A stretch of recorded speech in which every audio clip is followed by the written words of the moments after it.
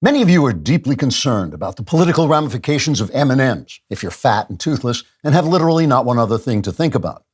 As you know, the Mars Candy Company decided to change the look of its advertisement spokes candies to mollify woke sensibilities after receiving a petition signed by as many as one person, who said that while he was not usually offended because he had a hard outer shell, he was soft on the inside, and the old spokes candies were so insensitive they made him feel like he was melting, although not in your hand, only in your mouth. What he was doing in your mouth, I don't want to know. In the good old days, when men were men and women were small chocolate globules with an occasional peanut inside, M&Ms were represented in advertisements by lovable anthropomorphic M&Ms who made us smile and chuckle right up until the moment we devoured them, giving us the forbidden thrill of cannibalism along with cavities and a midsection that looked like an inner tube. Then the Mars Candy Company started changing the look of the M&M characters to give them, and I cannot emphasize enough that I am not making this quote up, but reading it word for word off the press announcement, they wanted to give the talking candies, quote, more nuanced personalities to underscore the importance of self-expression and power of community through storytelling, unquote.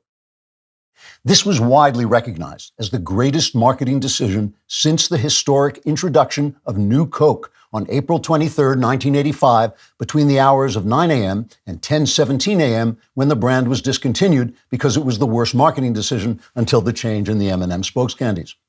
The M&M change included making the female green M&M less sexy and more feminist by shortening her legs and replacing her high heels with sneakers, thus destroying the sexual fantasies of 12-year-old boys with deeply disturbed sexual fantasies. Mars also released a new lavender female M&M, which they said represented acceptance because she was trans and identified as a Reese's Piece.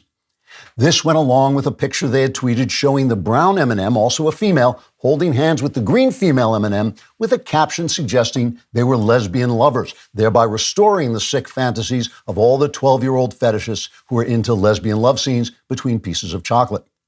As a result of the lesbian M&M affair, Catholic priests have banned the candies from taking communion, except for Pope Francis, who says all M&Ms are welcome, especially when he gets the munchies after grooving on reefer. In any case, the M&M changes eventually came under attack from both the right and the left. On his Fox News show, Tucker Carlson said he was absolutely appalled that there could be a news day so incredibly slow he would wind up talking about M&Ms. Feminists, meanwhile, wanted to know why a feminist M&M could not be sexy, and so they had to have that explained to them. The resulting furor kept the nation riveted to its television sets watching something else entirely. So Mars finally decided to get rid of the M&M spokes candies altogether by driving them out into the woods, letting them out of the truck for a cigarette break, and then mowing them down with a machine gun. Well, maybe that was a scene from The Great Escape. I'm not sure. In any case, the slaughtered M&Ms have now been replaced by actress Maya Rudolph, which has ended the controversy because right and left can all agree she's overrated as an actress and should probably just be like a spokeswoman for the idiots who make M&Ms.